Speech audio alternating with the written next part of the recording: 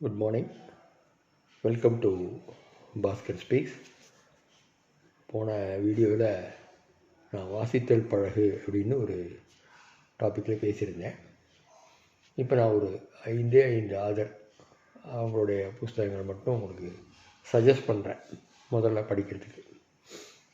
அதுலேருந்து நீங்கள் you can carry on. ஒவ்வொரு வாரமும் நான் ஒரு சில ஆதர்ஸை நான் இன்ட்ரடியூஸ் பண்ணுறேன். முதல்ல நம்ம தமிழ் புத்தகங்கள், தமிழ் ஆசிரியர்கள், தமிழ் இலக்கிய கர்த்தாக்கள் இவங்களை நான் உங்களுக்கு அறிமுகப்படுத்தலான் இருக்கேன்.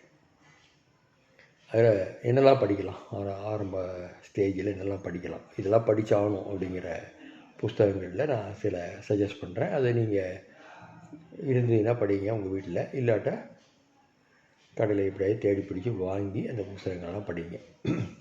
முதல்ல நான் சஜஸ்ட் பண்ணுறது புதுமை பித்தனுடைய கதைகள்.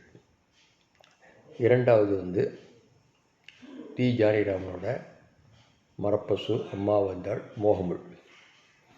மூன்றாவது தி ராஜநாராயணனோட கதைகள். அதில் முதல்ல கோபால் நகராம்ங்கிற நாவலை கண்டிப்பாக நீங்கள் படிக்கணும்.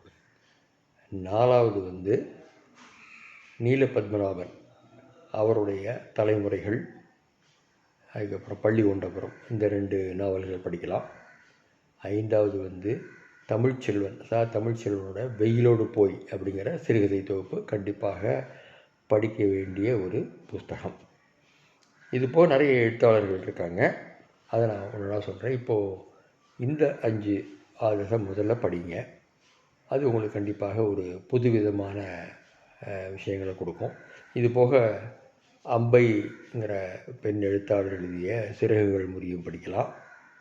அது ஒரு புதிய கோணத்தை உங்களுக்கு லைஃப்பில் கொடுக்கும். இந்த மாதிரி சில விஷயங்களை, சில புஸ்தகங்களை நான் வெறும் சஜஸ்ட் தான் பண்ணுறேன். பின்னாடி நீங்கள் படித்து முடிச்சதுக்கப்புறம் அது சம்பந்தமாக நம்ம பேசலாம். நிச்சயமாக நீங்கள் படிப்பீர்கள் நம்புகிறேன். உங்களுடைய ஃபீட்பேக்கை எனக்கு அனுப்புங்க. நன்றி, வணக்கம்.